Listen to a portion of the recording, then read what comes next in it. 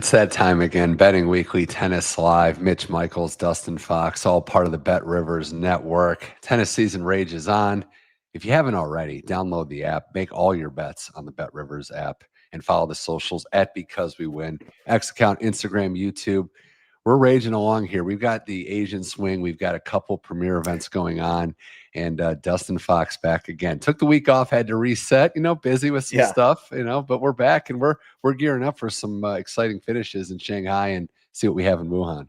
Man, this is an interesting swing going on right now. And it is good to be back with you because I had some obligations last week with work and things like that, with travel and whatnot. But no, it's good to be back with you, man. It's October. It's my birthday week. It's Halloween month. Like, let's go, man. I'm so excited for the month of October. So much good going on in the world of sports and including tennis. Well, happy early birthday. That should be worth like a few free plays, I think, in the tennis scheme of things. I'm just throwing that out there. We had a premier event for the women. Beijing just finished up. We saw last week what happened in the 500 level events in Beijing and Tokyo for the men. But on the women's side, we have a clear third best player in the world, Dustin, and that's Amanda Anisimova. She throttled Coco Gauff in the semis. She gets by a very tricky Linda Noskova, who she bageled in the first set. Noskova rallied back, but it was comfortable in the third for Anisimova.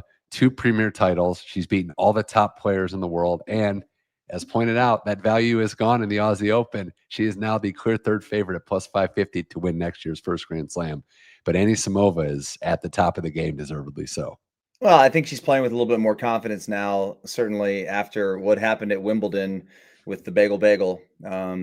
She has responded and bounced back in such a great way to see. Obviously it was unfortunate for her what happened at the Open, but I mean, she got there, she battled her butt off. I mean, this is a big win for her. Winning in Beijing, it was impressive to see. I mean, she didn't have to take down like Iga or Sabalenka, because they weren't there. But I mean, still, Noskova is in no easy out. There's no doubt about that. And in fact, she knocked out Pegula previously. I mean, that was a hell of a win by her. Coming back in that one too. So no, I mean, Anisimova is a clear top 3 player in the world. It's not even close. As our guy Gene Swart points out in the comments, she's out of Wuhan. Makes sense. I mean, back-to-back thousands is pretty tough this time of year. So she did what she needed to do. She also clinched for the tour finals. So we're going to be seeing her there. Just impressive stuff. She gets some time to relax and kind of gear up for that big day, big payday in Saudi Arabia. But props to her. It was fun to see. And then, on the men's side, well, going into Shanghai, we saw Alcaraz and Sinner win titles. But then Alcaraz decides not to go to Shanghai, and Sinner falls victim to what many players are falling victim in Shanghai, Dustin, which may be the most brutal combination of conditions. I don't know if it's air quality or humidity, but it's not just Sinner who was bit by cramps and had to pull out. These players are going through it in Shanghai. Yeah, I mean, Sinner, honestly, I didn't even know it was cramps until I actually had read what happened, because I saw the videos of him. I thought he hurt his knee or something. I wasn't actually positive that it was the conditions in terms of the humidity, but obviously that has become a factor over there. Players are bitching about it like crazy. I mean, was it Zverev that made the comments that we're trying to make these courts for Alcaraz and Sinner just to win everything? So there's a little controversy going on. And then he lost.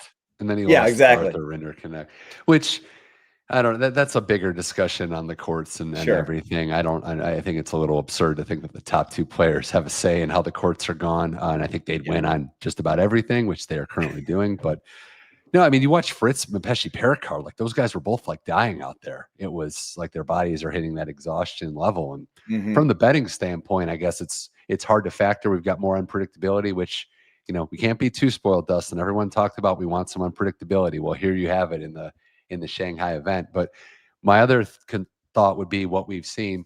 I don't know that I would encourage as much live betting giving on right now, because when you have these retirements, it throws another variable in there that we're not sure what to expect.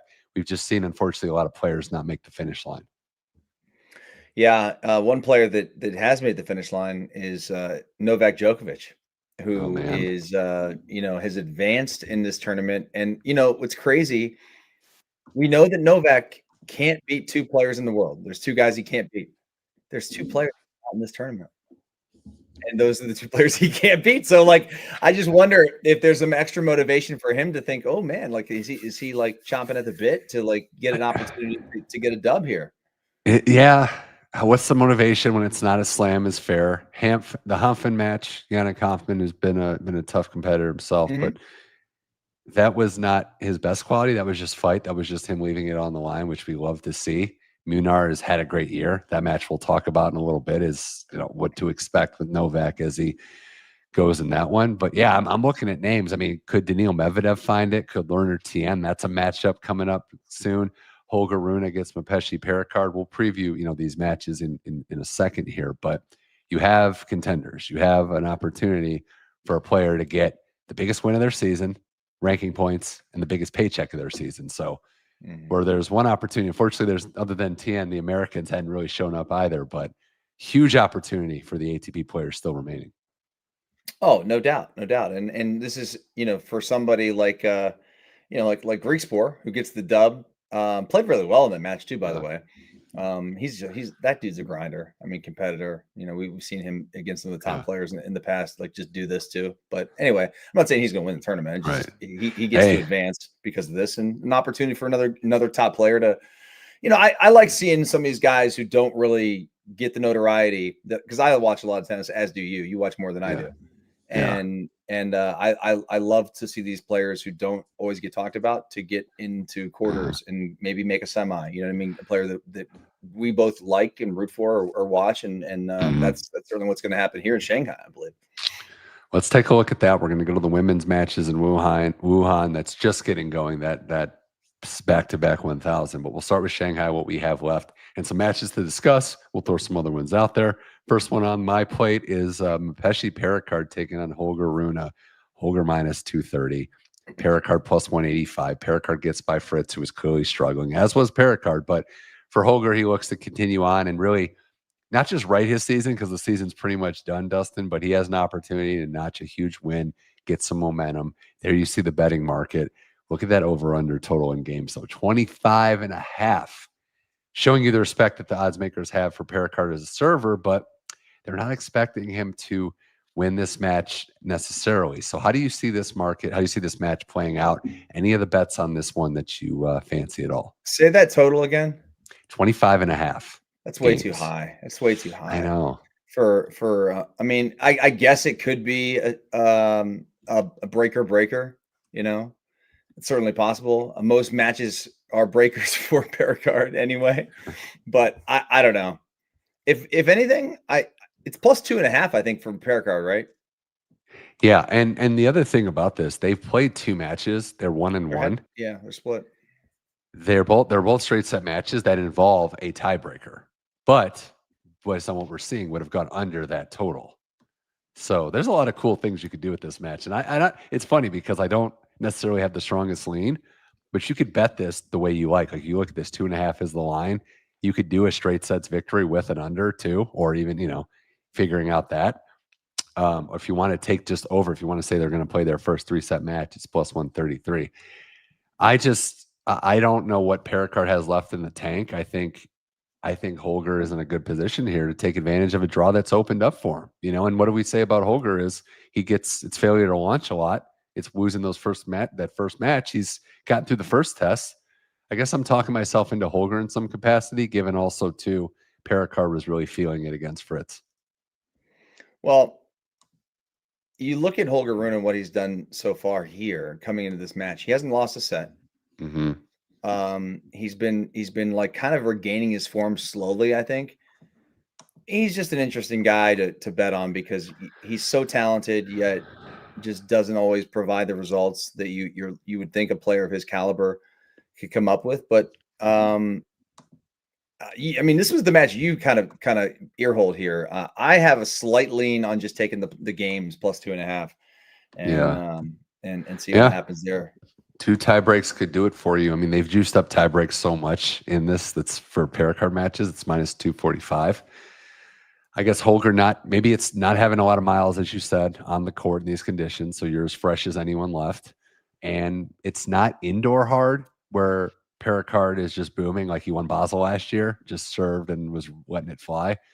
Getting back to the court speed thing. So yeah, I think my favorite bet would be the under games though, but I'm leaning Holger in this matchup. So I would go under 25.5 would be the strong play here. But yeah, I mean, it's hard to say. I think if I had to go bolder than that, I'd go a straight set Holger win if you want to feel a little froggy, but that's where I'm leaning. So we'll see. Winner of this match, Dustin's right in it to make a run to win the whole thing. So no doubt. No doubt. Another match I wanted to get to, and we'll throw that Diallo up there. Bergs, right? Yeah. Now this isn't like this is a betting opportunity. I think that is sitting here. Zizou Bergs plus 135 taking on Gabriel Diallo. Diallo is having the great year as we've seen, bursting onto the scene. You see the spread, the over under, and you see opportunities for sets and what have you. Am I crazy, Dustin, for liking Bergs at that price? Like, I just think that No, he you're is, not. That's Go ahead. I'll let you take it. No, you're not crazy. And here's why. Diallo is boom or bust. Like he's either going to be dead on or he's going to be like, what the hell did I just bet on? Yeah. I know because I bet on him before at the U.S. Open against Munar. And we had you remember you and I were talking about that one. I just needed him to like hold one more game for my over to hit. But anyway, neither here nor there. I've watched this guy a ton lately, and he's just, like I said, boom or bust. Bergs, I think, is a more consistent player who has a better win rate historically on hard court anyway. So I don't know. I like your call with Bergs. So he's beaten him twice this year. Has Diallo, throttled him in clay in Madrid, which was his big coming out party. Different surface. Beat him on grass or Tagenbosch. Different surface. Is he going to complete the hat trick of beating Bergs on all three surfaces this year? He might. I also think it's kind of an unknown here, right? He wins against Bonzi, and then Goffin, who beats Shelton, who we kind of highlighted that last week. Like, I just wasn't sure. We hadn't seen him before. The number was pretty big, and then Goffin wins. But then, what does he play? 3 games against Diallo? So what's the level? I do think this is a level up based on the Bonzi match and where we're going to see. And Bergs, who got through Rune, who another retirement victim. I kind of like the number. It's a number play more than anything. I do like Bergs' game, but I think the value is what's tempting. Yeah, I'd either say, for me, I'd take Bergs on the money line, or maybe think it's a 3-setter, because I think Bergs will get a set.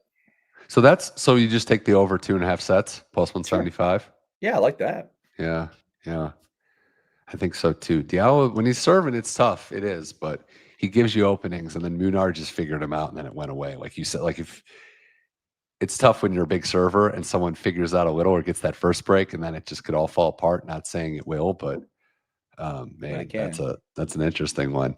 Other Shanghai matches, we got a board, and we'll let you feast on what we can see here. The Lerner match is going to be tomorrow at the bottom of the screen. So Tien, Medvedev, we will talk on that. But of the top 2 here, Djokovic is a huge number. And you also have Valentin Vacherot, who no one would expect to be here, taking on Griekspoor. This should have been the center section. Sinner Mahach maybe, but no, it's Griekspoor. Vacherot, who was a college teammate of Arthur Rinderknecht at Texas A&M. The Aggies are just coming up big, undefeated in football, and they got all these guys in Shanghai. But any thoughts on maybe Djokovic or the Griekspoor matchup? Well, the Griekspoor matchup is interesting because you just said it. I mean, he probably shouldn't be here, but he is. And I don't know. I mean, I think he's the safe bet here. And it's what about, I think that line suggests it's like about a 55% win probability for Griekspoor. So it's kind of a toss-up match. I lean on the over here. I lean on the over. I think it's going to be a very competitive match where the over, to me, is the safe play. I don't really have an opinion other than I think Griekspoor is the better player, and I just don't know enough about Valentin. I don't either. He's 26. He's played a bunch of challengers recently after Wimbledon, which he was able to, play a bunch of challengers and didn't win any of them. I don't even think he made a final.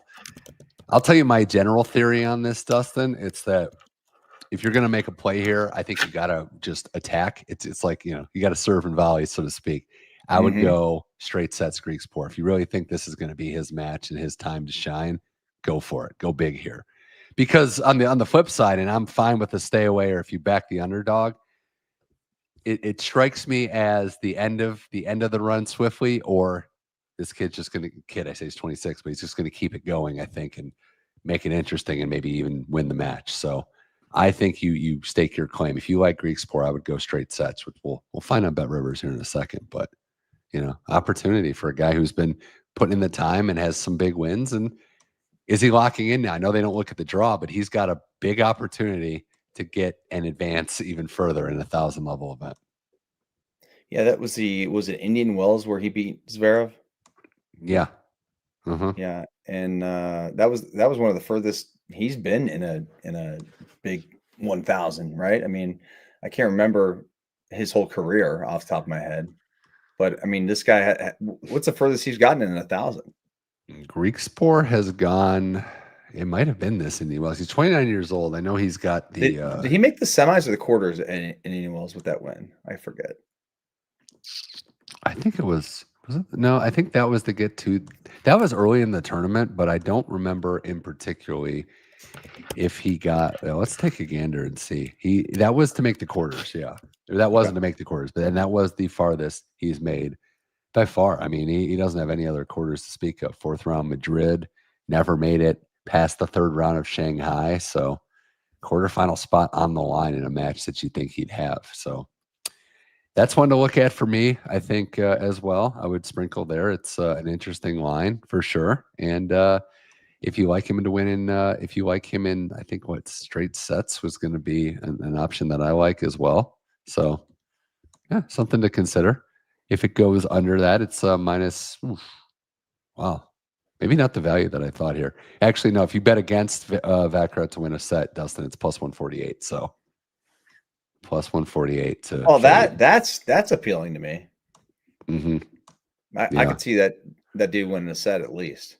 That's minus 195 though, so they juiced up to win a set. Oh, that's minus one. Okay, got it. Okay, straight sets there. But Djokovic is an interesting one, right? Yes, because you look at this number, minus 455 is a lot. And he's the GOAT, and he's adored by the fans in China, which is great to see.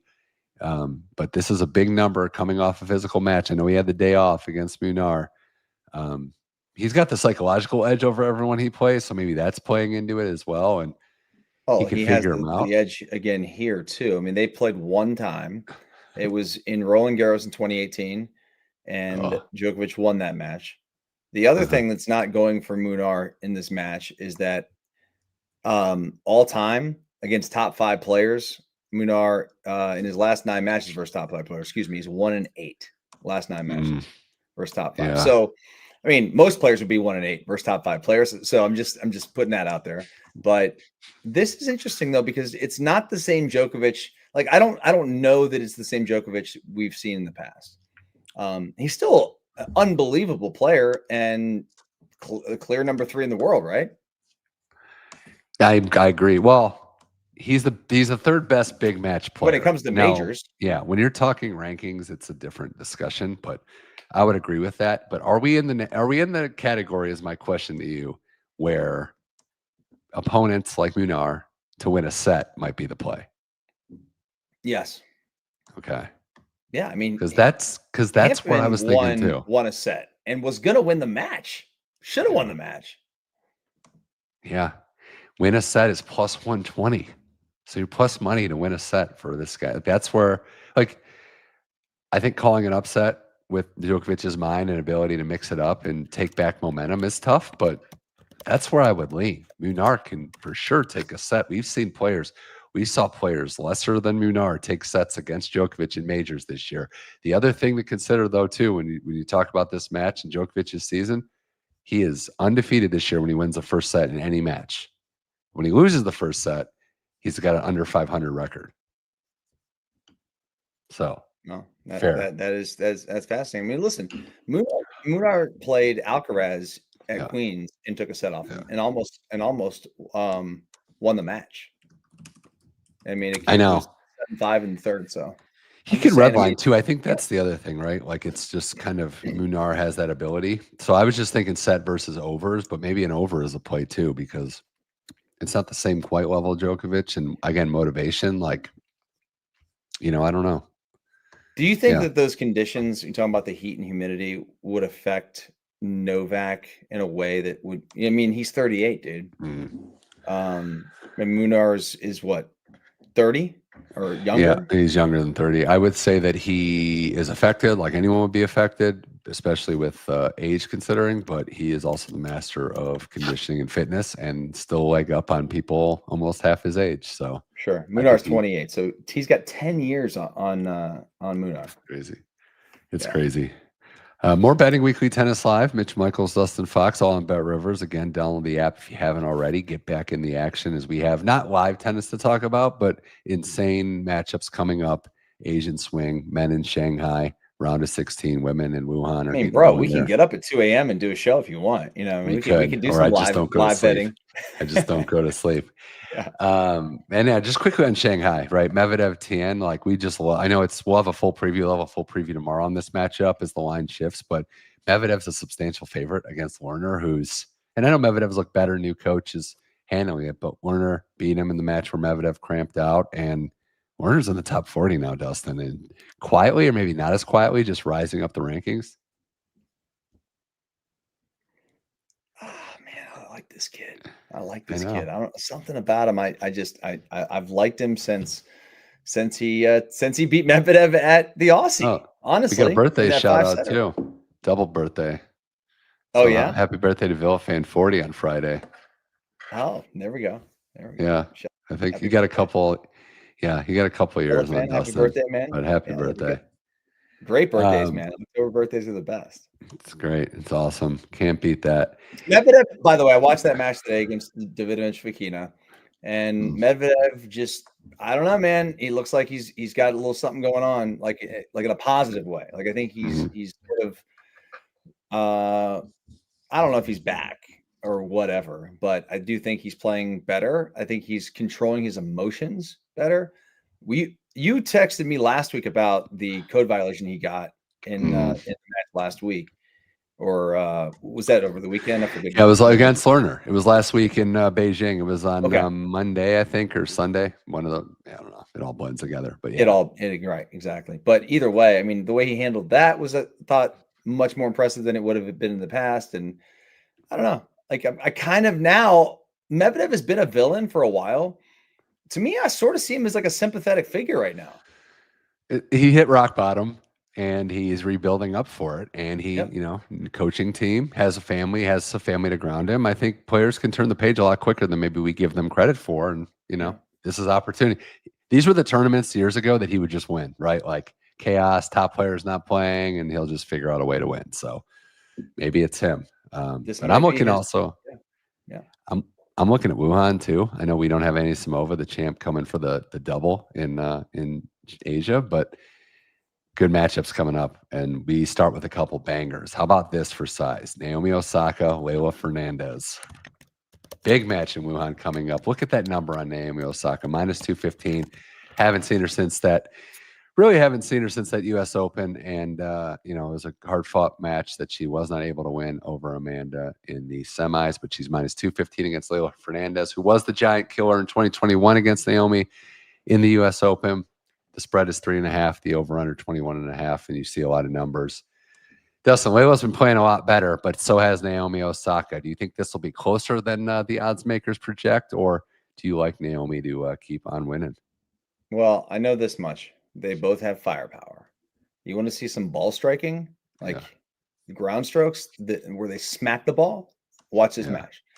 They played one time, and Leylah got the best of Osaka. This was in 2021 U.S. Open. U.S. Open, yeah. And they went 3 sets, and it was a total combined 35 games. So whatever the over is in this, if you play, was it 21.5 probably? 22.5? 21.5. Yep, give me that over right now. Auto bet over. So Leylah, Naomi did lose. She lost to Sasnovich in the first match of her Asian swing early. So I understand she's coming off a loss, but look at Leylah's last couple matches. I mean, she drummed, unfortunately, Maria Sakkari, but Coco Gauff was a 7-5 third set match. That was 35 games in that one too. She had the run in doubles, and even the Sabalenka match, like she went 3 before against Jaume. Sabalenka was 6-3, 7-6, and Sabalenka just went on to win the tournament. So, yeah, I like where your head's at with this one. Over 21.5. Yeah, I like Osaka in 15. 3. I think Maybe Osaka in 3 because I think her experience lately and the way she's playing yeah, and her competitiveness and her confidence will give her the edge in that third set. maybe a leg in the daily double. Maybe I possible. twist my arm. Just your arm. Hey, stranger things have happened. We're talking about upsets, and stranger things have happened. Like if UCLA can beat Penn State in football, anything's possible on this board today. I mean, for your college I football feel fans out there. my brother's a Penn State alum, by the way, Oh. and no, he's cool Yeah. with it because I don't think any alum likes James Franklin right now. So it's like hopefully they can come up with the money to get him out of there. But anyway, impressive job by Iamaleava. There you go. The quarterback. Yeah, there you go. I thought still got his name. Still got his name. We got a comment that likes Fernandez 3.5 games. Maybe that's the play too. Yeah, well, she's gonna win a set. I think she's gonna win a set. Ooh. So the plus games is always a good one to have. Hopefully, she wins the set that she wins by like 3 games, and all of a sudden you got a nice little cushion there going into that third set. Minus 167 to win a set. We got over under bets. We've got opportunities to back Leylah. Maybe not in the money line, but maybe some people are more bold than us. How about another U.S. Open rematch from this year? Marta Kostyuk, Karolina Muchova. And this is a tough one too. I know over is like a popular play as well. I actually like the over 2.5 sets on this one, plus 135. Kostyuk's a fighter we know. Muchova's playing well. That U.S. Open match was a bit misleading in my opinion because Kostyuk was just so gassed from all the tennis that she had played before. But Dustin, I'm fascinated whenever Muchova takes the court. They played 3 sets in that one too. So Muchova is great for tennis. I think Kostyuk, what she does is also great for tennis. Excited to watch this as a fan and sprinkle a little on that plus 2.5 sets there for plus 135. I agree with you. I think this could be a longer match too. I would lean towards Karolina to win the match, but I do think that it could be a 3-setter. Excuse me. Yeah, well, that's a good point. We've got a comment on people that want the guy that wants Fernandez to cover 3.5 games, and then our colleague Rory saying maybe Osaka is just a big match player now and isn't carrying on this event, which it also comes. It's a big event. Big event, a lot of obligations too, a lot of player parties, which are cool, a lot of stuff, a lot of sponsorship opportunities. So I'm curious to see where her head's at. And Leylah, ever since DC this year, has really turned the page too. So I just think with the way these two match up too, I'm with you that Muchova, I feel like, can extract the errors out of a big hitter like Kostyuk that goes for a lot, can paint lines when she's on. But it seems like in a 3-set match, over time, water rises to its level, and it's going to be Muchova that wins the final point. I could see that, and that Kostyuk is. I like her game too, man. And then if her serve is on, I think it definitely would bode for that 3-set match and that over for sure. Yeah, she's playing a lot of tennis as well, so that's one that I'm just dying to see where it goes. But so many good women's matches on the board too. We're ramping up. We've got the return of Sabalenka. She was just hanging out in Greece for a few days, so glad to have her back in the mix. Iga as well. The number 1 ranking is going to go down to the wire. It seems like Sabalenka has the lead, but Iga can. What did you, by the way, we haven't talked about this because I was off last week, but Emma Navarro's bagel of Iga in the 3rd set. Did you look at the stats in that match? Often. Did you look at the stats in that match? I know it's taboo to talk about unforced errors in tennis because they inflate them. They inflate them, like we know. Like you played, like that like what they call an unforced errors in stats is not always an unforced error. It was forced a lot of times. But having said that, in that matchup, if you look at the stats of what happened, Iga's unforced errors were like in the 70s. It's like it was not a good day at the office. It was just not her day. And that happens. Hey, I tell my daughter all the time, I say, honey, in tennis, some days you're the bug, some days you're the windshield. It happens. We had a comment right off the get-go that I want to go back to because it ties into this, but it was Shuai to win a set. I'll try to find it. I think it's a good opportunity, but against Navarro today, like that could be an opportunity for somebody to, here we go right here. Shuai Zhang to win a set -125 against Navarro. I like this number is very good value, Dustin, considering that that's the ego bump, right? She wins that match. If that match, I play this game a lot with the betting markets. What's this number at if Navarro doesn't win a set? They're trying to like inflating her like it's a lot tougher, and I think it's good value. Another Asian player that we've seen can have success locally. So I'm with that one. That's another one that I'm looking at. And I think as we pull the Wuhan board up a little bit here, talk about these matches. Navarro's -265 on that money line. You wonder about the fatigue factor when Noskova plays Putintseva after a final, after an emotional run in Beijing. There's that value. Emma Raducanu versus Ann Lee. Lee, who's been the Americans been playing great all season, makes the final in Cleveland and then just keeps it going. But Navarro's a big favorite there. And then fellow American McCartney Kessler -220 over Jacqueline Christine. So there's some of the Wuhan matches that we have on the slate. Anything jump out? Any betting opportunities spring to life there? Pop that up one more time. I was on another screen when you clicked it off. So we got a 4 for here money line. What jumps out at me?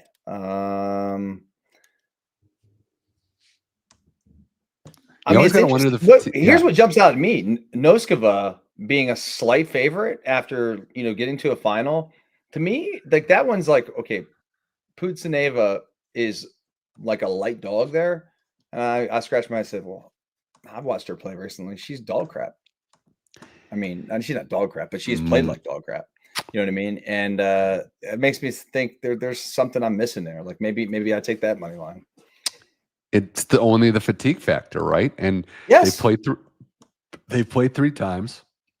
Putintseva beat her at the U.S. Open last year. This year, back-to-back in the Middle East in February, it was Noskova handling business. So I'm with you. I think if she's got enough left in the tank, she handles this. I actually think this might be a better matchup for her, given Putinseva's, temperament at times could go away from her.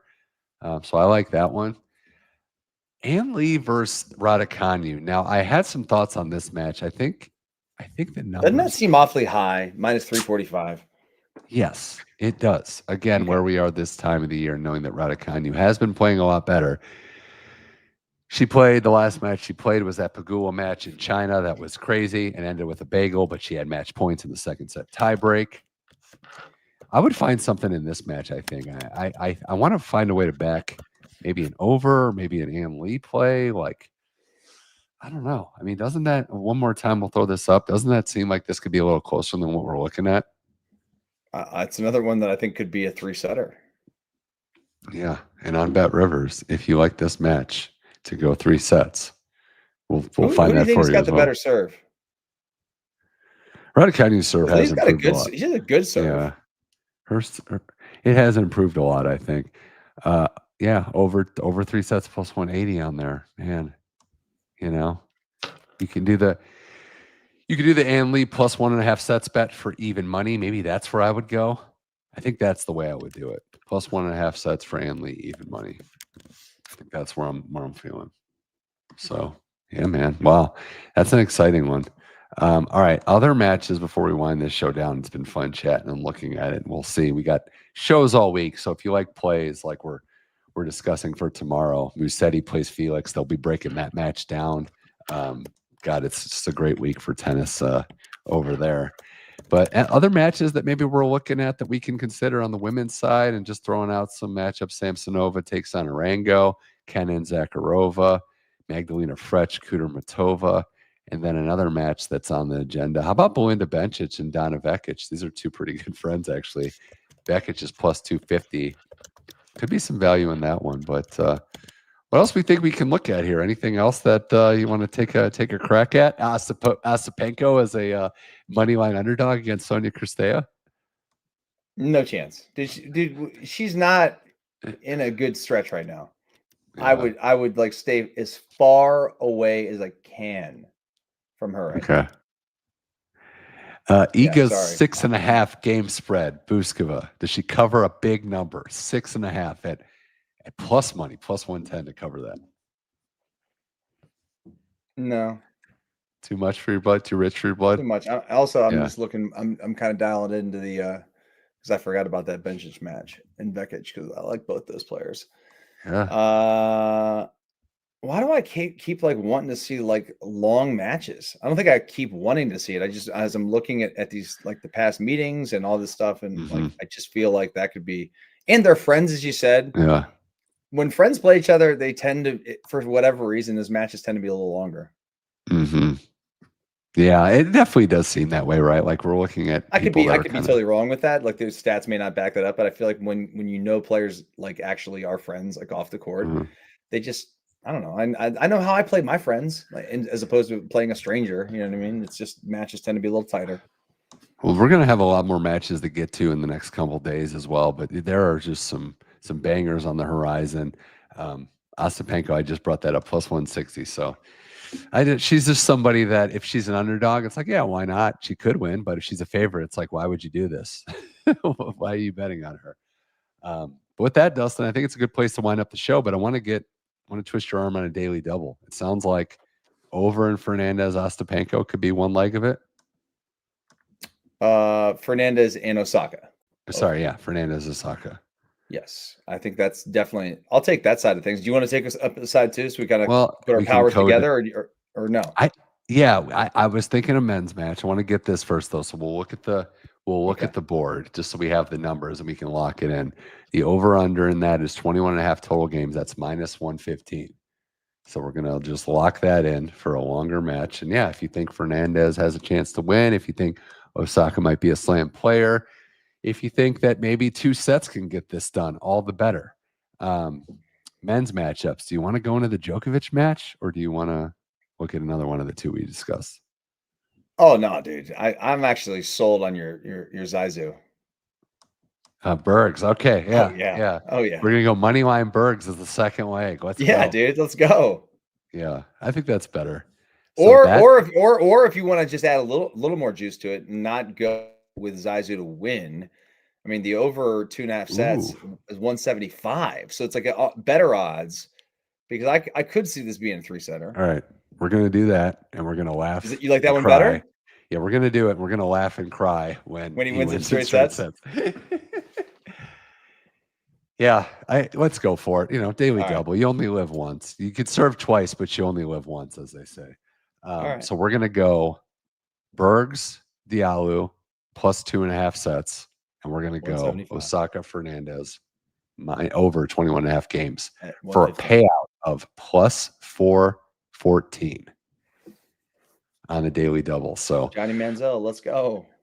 Yeah, Johnny Manziel, but we aren't wearing college player jerseys on the sideline of schools we didn't go to. That was interesting.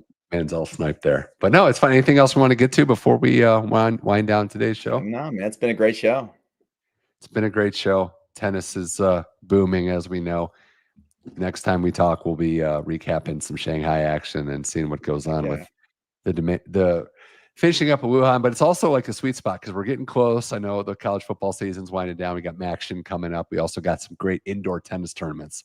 Love the acoustics in Vienna, in Paris. So we've got a lot coming down the pike. So hey, next week I'll be coming to you. I'm not sure if I'll be in Alabama already, but I've got some midweek next week. I've got a Tuesday night Sunbelt game in Mobile. So I can maybe we'll give you guys a little scoop on that.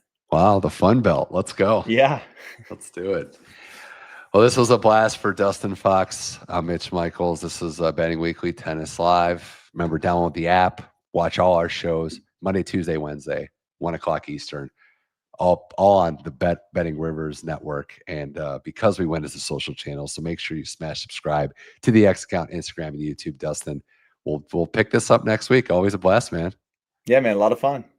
This was Betting Weekly Tennis Live. For Dustin Fox, I'm Mitch Michaels. Back again tomorrow. Enjoy the tennis, win your bets, and we'll talk to you soon.